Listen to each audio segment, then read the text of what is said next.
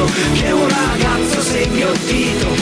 È una cosa disperata, siamo freddi e distaccati, ma che stronza questa vita che ci scappa tra le dita.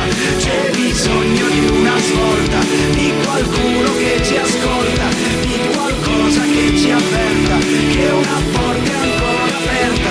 Signore, ti prego, ascoltaci almeno tu e non permettere più che tanti giorni a primavera non arrivino fino a sera. Signore, ti prego, puoi farlo soltanto tu e non permettere più che cibo sia l'indifferenza e sono un'anima senza essenza.